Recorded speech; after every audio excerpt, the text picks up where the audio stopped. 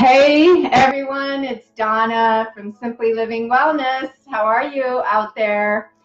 So today, this week, Friday at 10, I want to talk about some fermented foods that I make in my kitchen.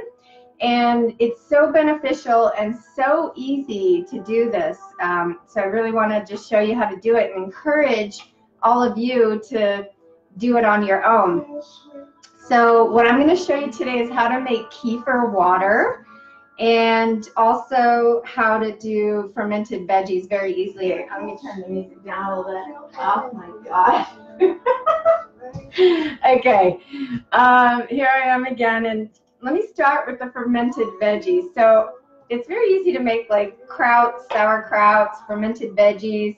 I have done it in mason jars, but a lot of mold ends up growing on the top, and supposedly it's okay for you, but I personally just kind of messes me up a little. So anyway, what I found that I want to share with you is this special mason jar that has a gas release on the top. So you can find this in beer making stores. You can also go to picklet.com, and I'll post all the resources down below, okay? But what's great about these jars is that the air cannot get in, and the gases can be released at the same time. So this is how they make beer too, which is a fermented food. So if you're going to drink alcohol, drink beer, even though it's high in carb, but or just straight liquor. But wine messes you up, messes me up. I love wine, but it's got like 80 chemicals from the growing of the grapes to making the wine, and that's why you get a lot of hangovers easily with wine. But anyway, so what you do is just chop up whatever veggies you want. I usually use cabbage and carrots. Oh, hi Gabriel, thanks for coming. Hi Nancy. Nancy Sanders. I haven't talked to you in ages. I hope Jackson's okay. Alex is in quarantine, I don't know if you heard, in his bedroom. And Dorinda. Okay, so let me show you that this is the special jar I use, and what I do is put the veggies in there, and it basically, for this size jar, it's 1 tablespoon of salt, but salt is not made equal. Like some is finer grind and some is more coarse, so you actually have to weigh it. Although I get a little bit lazy and I don't, so I just use 1 tablespoon. But the directions tell you exactly how much salt to use, and then you just leave it out on the counter for about a week, and then the veggies will ferment, and so the gases get released and no air gets in, so it stays nice and clean. Hi Lynn, Belle, all the way from Florida. Nice to have you. I'm just showing that everybody's online right now. It's a little bit crazy. So I'm just showing everybody some fermented foods that you can make in your kitchen very easily. And this is a kraut. It's a fermented veggie. I have shredded broccoli and carrots in mine right now, and it's almost empty. But you can drink the juice too. It's very rich in probiotics. So it's really good to get probiotics into our bodies. It's great for the gut system. It's great for building immunity. You know, they say that dis-ease, which is, disease, chronic long-term disease, forms from poor gut health. So this is how you improve your gut health. And you can buy products like this gut shot, which I keep around and I use it too, but you can so easily and so inexpensively make your own gut juice and then eat the veggies too, and I love it. So really good to build up the good bacteria in your gut for gut health, and that just makes everything else much smoother and healthier. So that's the first thing. The second thing is, hey, it's Helene and Chuck. Hi. Oh gosh. Okay. So the second thing I want to show you is how I make my kefir water. So kefir water is like a kombucha. It's not based on mushroom base. It's from a kefir grain. I'm not totally sure even what that is, but it's basically it's not a grain like wheat or anything, but it is You can buy it online. It's dried, and it's basically like bacteria, I think, and it just grows, okay, when you when you hydrate it. So what you do is 2 fermentations. Now you don't have to do the second. The second fermentation is in the bottle, and that's how you get the carbonation, which I like because it makes it nice and fizzy, and I like fizzy drinks. But the first fermentation happens in these large mason jars. So these are 1/2 gallon. And all you do is put the hydrated grains. There's a whole process to get them hydrated, but when you buy the grains, and you can actually just get them on Amazon, but the grains multiply, so you can share the grains with friends. It's pretty cool. So once they're hydrated, you put them in the mason jar with basically sugar water. So I use this organic sugar. I buy it bulk at Briar Patch. 2 scoops for 1/2 gallon, which is basically 1/2 cup. So per quart, you want 1/4 cup. And then you want approximately that many grains at the bottom, so maybe like 5 tablespoons. And you let it just sit on the counter, and then I cover it because the little flies and stuff will come to the kefir water because it's so sweet. But then the sweet is all gone because what the grains do is eat up all the sugar, and that's what ferments the water. So you end up with a really rich probiotic drink when you're done with the first fermentation. And you can stop there, or then what you can do is drain off the water. You keep the grains. So I usually put it in, you know, a little container like this. Now see the SCOBY that came off the top? That is where the probiotics come from. It's kind of hard to see, but I don't save the SCOBY. I just toss it. It's probably really good to eat, but it's kind of slimy. So then you're left with the water, and then the water I pour into these bottles, and you got to get really good bottles because first of all, they have to have a tight seal. So beer bottles at a beer making store are perfect.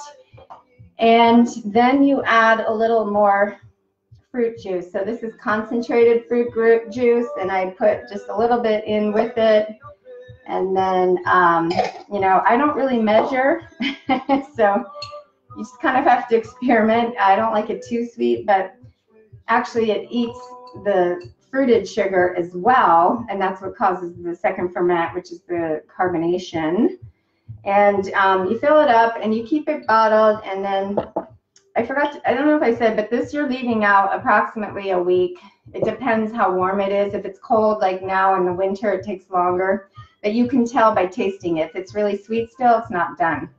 And then in the second fermentation, it also depends how warm it is, but you have to make sure that you burp these bottles on a daily basis. And if it's hot out in the summer, you want to do this like a couple times a day, because these bottles will explode, and it's happened to us, and it's very scary. It was like a grenade went off in the house. It's really bad. So do this with your with caution, and just make sure you burp it all the time. And then when it's fizzy, and you can tell because when you burp it, it's going to go, you know, it's going to release that carbonation, then it's done. And then put it in the fridge to stop the fermentation. That's how you stop it, is get it cold.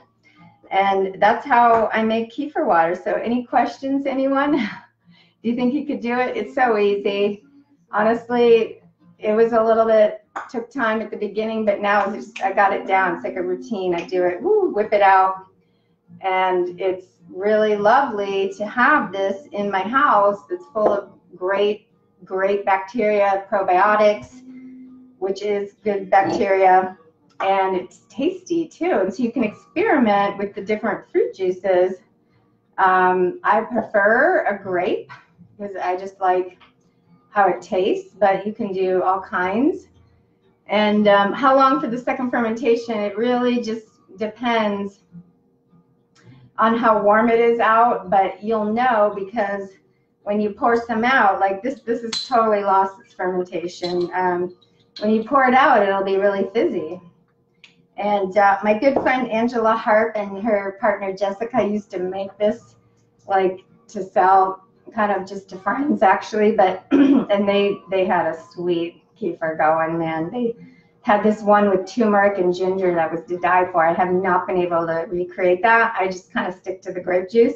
But you can use coconut water, which is very sweet, and that'll be good for the second fermentation. Some people use coconut water in the first fermentation. So, hi Helena, thanks for joining me, and everybody else. Oh my goodness. I guess I'm on my personal profile, huh?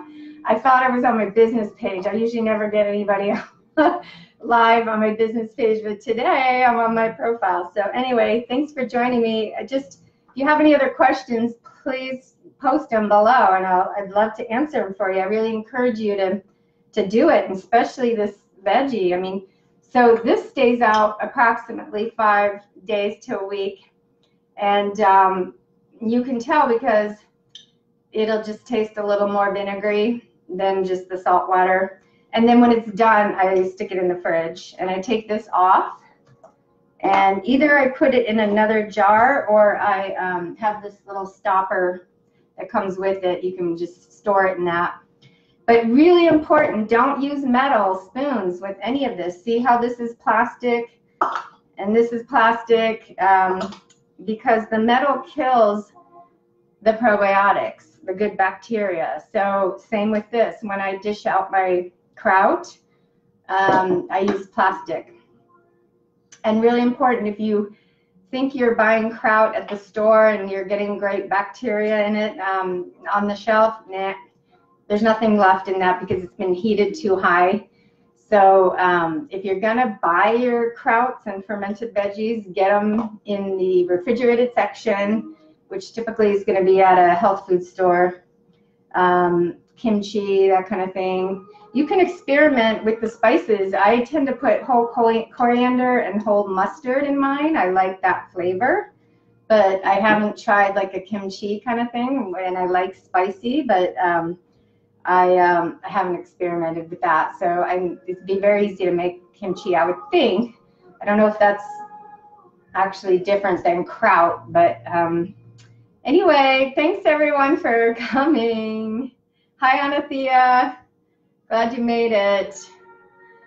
I'm just going to continue these lives. I did a workshop with Anathea, who talked about emotional well-being during this time especially, and with Susan, and I talked about growing foods in the kitchen. She talked about what you can eat out of your garden, out of the weeds in your backyard, essentially. She's really good about that.